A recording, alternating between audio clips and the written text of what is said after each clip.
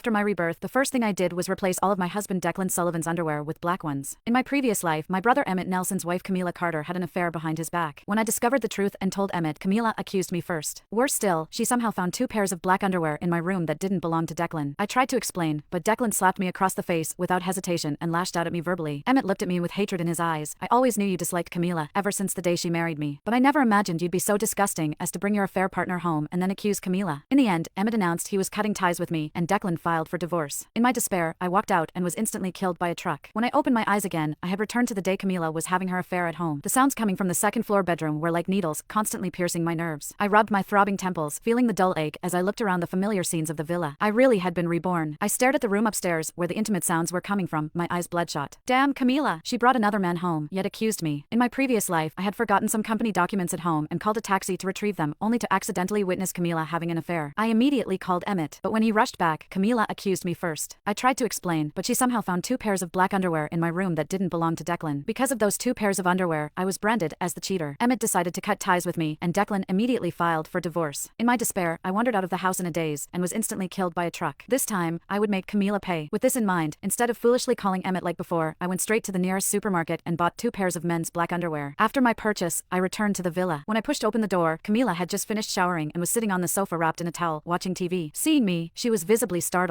Emma, why are you home so early today? Usually, I would work at the company until 8 or 9, but today I was home before 6. Camila seemed flustered, especially when I stared directly at her neck. The reddish and purplish marks on her neck betrayed what had just happened. Oh, there wasn't much going on at the company today, so I left right at closing time, I replied flatly. Camila nodded awkwardly. I see. Noticing my gaze still fixed on her neck, she hurried upstairs and changed into a turtleneck sweater. Around 7, Declan and Emmett returned home one after another. Emma, I want to quit my job, Emmett said tentatively while eating. In my previous life, he had also brought up quitting at this time, saying he wasn't happy at the company. After our parents died, he became my only family, so I arranged for him to work at my company. But shortly after my death, he and Camila joined forces to take over my business, turning him into a successful entrepreneur. Fine, go ahead and quit, I said casually. Hearing this, Camila's face showed a hint of smugness, and she exchanged glances with Emmett. Emmett said, Emma, no matter where else I work, no one appreciates my talent like you do. So maybe. Before he could finish, I put down my fork coldly and interrupted, maybe you should go beg on the streets. Emmett's face immediately darkened. What kind of talk is that? Emmett is actually thinking of you. How can a woman like you manage such a big company with only Declan's help? You need more men to help you run it properly.